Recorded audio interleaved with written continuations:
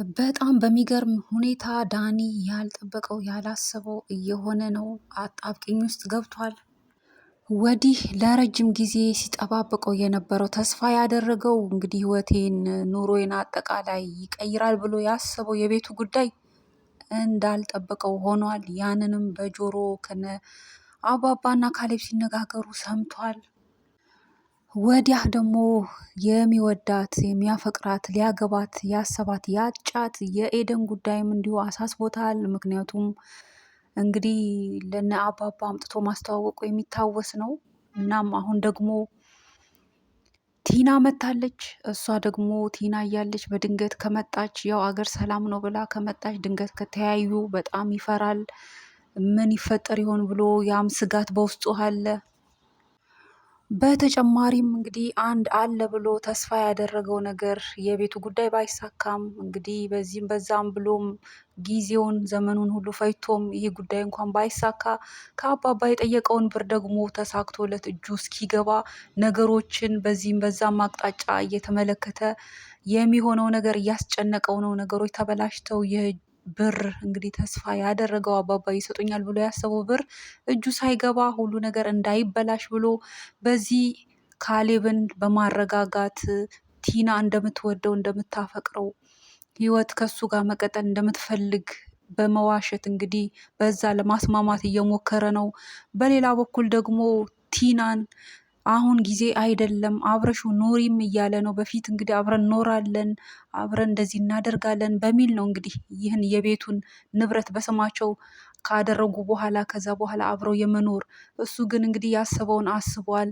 ከተሳካለት በኋላ ለራሱ እንግዲህ ከቲና ወጣ ብሎ ራሱን ህይወቱን ቀይሮ ለመኖር በዛ መንገድ ነበር ያሰበው። ነገር ግን ያ ስላልተሳካ ሆኖም ግን አሁን እንግዲህ ይሳካል ብሎ ያሰበው አባባ ይሰጡኛል ብሎ ያስበው ውስጡ ቢጠራጠርም ያው ግን ትልቅ ሰው ናቸው አምናችኋለሁ ብሎ ያው እሳቸውም አልዋሽም እውነት ነው ሰጥሃለሁ ግን ታገስ ስላሉት ነገሮች እንዳይበላሹ በእጅጉ እየተጠነቀቀ ቲናንም እያረጋጋት እሷም ደግሞ የጠረጠረችው ነገር አለ። ምንድነው የሰማኸው ነገር አለ ወይ? ችግር አለ ወይ? አሳውቀኝ እያለችው ነው። እሱ ምንም ችግር የለም ነገር ግን አሁን አይደለም ጊዜው እያለ በዚህም በዛም በሁሉም አቅጣጫ እያረጋጋ ሁሉን ለማረጋጋት ሙከራ እያደረገ በጎን ደግሞ አባባን እንግዲህ ብሩን ትሰጠኛለህ ወይ እያለ ነው። አባባም አዎ የምነግርህን ነገር ከሰማህና ካደረግ ሚስጥሩን ጠብቀ ከያዝክ ለቲና ካልነገርካት አዎ ሰጥሃለሁ እያሉት ነው። በዚህ ሁሉ አጣብቂኝ ውስጥ ሆኖ ዳኒ እንግዲህ የቤቱም ነገር አልተሳካላትም። ያው ተስፋ ያደርገው የነበረው ዋና እሱ ነው፣ አልተሳካም። በዛም ውስጥ ሆኖም አሁንም እንግዲህ ብሩ እጄ ይገባል ብሎ ተስፋ አድርጎ በዛ ሂደት በመቆየት ላይ ነው። ሆኖም ደግሞ እንግዲህ ሲጨንቀውና መላ ሲፈልግ አንዳንድ መፍትሄዎችን ሲፈልግ ቀረብ ብሎ የሚያማክራት ትሁት ጋም በመሄድ ትሁትንም አንዳንድ ነገሮች እንደው ከነገረች ሲል እያማከረ እየጠየቃት እሷ ግን ለሱ የሚሆነውን ነገር የሚሻለውን ነገር አሁንም እንዲያደርግ ጊዜ እንዳለ ከዛ ባሻገር ግን አንድም ሚስጥር ያው አልነገረችውም። ከዚህም በፊትም ያው ነገሮችን እንደምታውቅ ነገር ግን ያው በግልጽ ባትነግረውም እንዲጠነቀቅ በማይሆን መንገድ እንዳይሄድ አካሄዱ ትክክል እንዳይደለ እያለች ትመክረው ነበር። እሱ ግን ያው አልሰማም ነበር። ብሎም ደግሞ ከተፈራረሙ በኋላ የቤቱ ውል እንግዲህ ፍርማው ከተፈራረሙ በኋላም በቃ ያም በእጅ የገባ ሲል እሱም ያው ትሁት ላይም እንግዲህ ሊጠብርም ሞክሮ ነበር። የተሳካ መስሎት ትንሽ ጊዜ ነው እያለ ሲጠብርም ነበር። በኋላ ግን በጆሮ ከሰማው በኋላ ያው እንዳልሆነ ሲያውቅ እጅግም በመገረምም በመናደድ በቁጭት ውስጥ ሆኖ እንደገናም ያው ምክርና አንዳንድ ነገሮችን ከሰማው በማለት ትሁት ጋር ጠጋ ጠጋ ማለቱን እየቀጠለ ነው። ካሌብ ከወትሮ በተለየ አሁን ላይ ቆራጥ የሆነ ይመስላል። አቋሙንም በማሳየት ላይ ይገኛል። እንግዲህ ቲና ከሄደችበት ከዙረት ከመጣችም በኋላ ወደ መኝታ አላስጠጋትም። አብረው እንድትተኛም በጭራሽ አልፈቀደም። እንግዲህ አንዳንድ አቋሙንም እያሳየ እየገለጸላትም ነው። ያው ከሷ ይምጣ ብሎ ጠበቀ ወይ ደግሞ ጊዜው እስኪደርስ ብሎ ታገሰ እንጂ ጭራሹኑ እንደማይፈልጋት ያው ልቡ በደንብ ተቀብሏል ማለት ነው። ልቡ አምኗል። በፊት ግን ሲፈራ ሲቸር ስለሚወዳትም ያው ከሚሰማው ነገር እምነትም ስለሌለው አሁን ግን በአይኑ ካየ በኋላ በእሷ ላይ ያለው ፍላጎትና አብሮ የመኖር ነገር ተሟጧል። ያንንም መች ይሆን ጊዜው ሲል በመጠባበቅ ላይ ነው። እውነቱ መች ተፍረጥርጦ እንዴትስ በምን አይነትስ ሁኔታ የሚለው ነገር ያው አባባ ናቸው መሪው እሳቸው ናቸውና የሚሉትን ነገር በማድረግ የሚሆነውን በመጠባበቅ ላይ ይገኛል። ባደረገችው ድርጊት ምንም ያልተጸጸተች የሰራችው ስራ ሁሉ ምንም ያልመሰላት በራሷ መንገድ አካሄዷ ሁሉ ትክክል ነው ብላ ያሰበችው ቲና እንግዲህ አሁን ላይ ጊዜው ነው ስትል ከዚህ በላይ መታገስም አልፈልግም ስትል እንደምትፈታው ካሌብን እንደማትፈልገው ለመናገር ወስናለች። በዚህ መሀል ግን ዳኒ አሁን አይደለም ጊዜው እንዳትናገር እያለ ነው። እሷ ግን ምን እንጠብቃለን? እስካሁን የምንፈልገው ቤቱን ነበር። አሁን ቤቱ በእጃችን ሆኗል። ከዚህ በኋላ ምንስ ያስታግሰናል?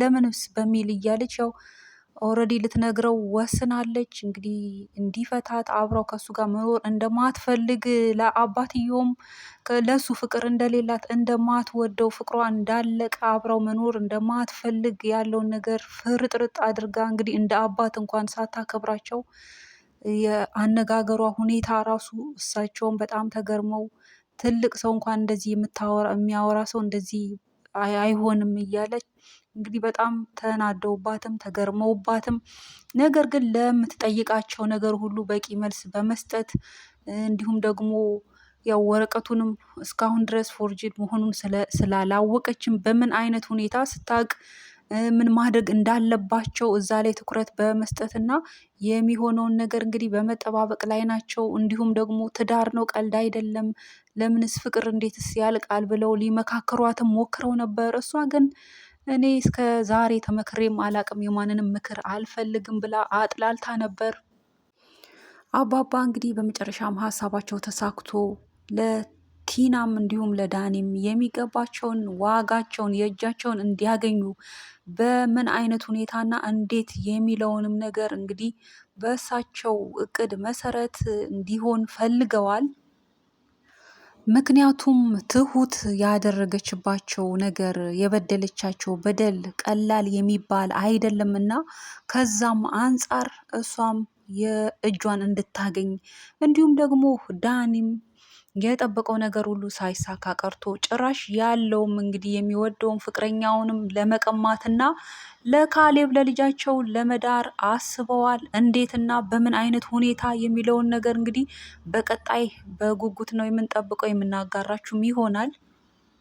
ቲናም የዳኒን ምክር ሳትሰማ እንግዲህ እሱም ለራሱ ብሎ ያበጀውን ነገር ነው እንድትታገስ እንድትቆይ ጊዜው አሁን አይደለም የሚለውን ምክሩን ጥሳ እንግዲህ ባሰበችው መሰረት ገብታ ሁሉም በተቀመጡበት ካሌብን አብረው መኖር እንደማትፈልግ ልትፈታው እንደምትፈልግ ስትናገር ነበር። እንግዲህ በቀጣይ ምን ምላሽ ይሰጧታል? እነሱስ ምን ይሏታል?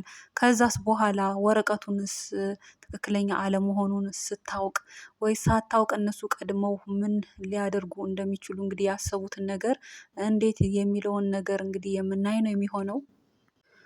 ያው ቲና እንግዲህ ከሄደችበት ዞራ ከርማ ከመጣችበት ጊዜም ጀምሮ እንደ ወትሮ ትሁት ላይ መደንፋት እንደውም ከወትሮ በተለየ ምክንያቱም አሁን የምፈልገውን ነገር አግኝቻለሁ፣ ሁሉ የኔ ነው፣ ሁሉ በእጄ ነው ብላ እንግዲህ ተማምና በዛ ያዘዝኩሽን አድርጊ ይሄን አምጪ በሚል በዛም በዚህም ምክንያት እየፈለገች ትሁት ላይ እየደነፋች ትገኛለች።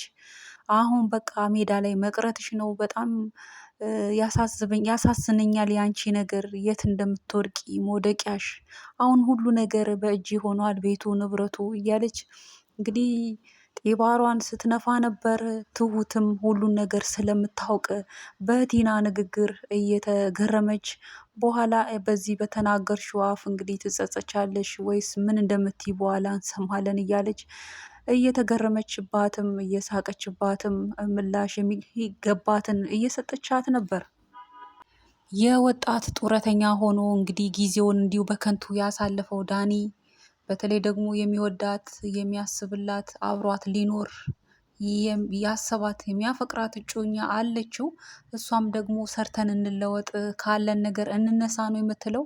እሱ ግን በትልቁ አስቦ ያውም ደግሞ በእጁ የሌለውን የሰውን ነገር ተስፋ አድርጎ ተጉዞ ተጉዞ እዚህ ደርሶ ሁሉ ነገር ባዶ እየሆነበት ነው። ብሎም ኤደንንም ሊቀማ ነው። እንግዲህ ከእሷ ውጭ ህይወት የለኝም፣ እሷን ካጣው መኖር አልችልም፣ በእሷ የመጣብኝን አልለቅም እያለ እየዛተ ሲፎክር ተደምጦ ነበር።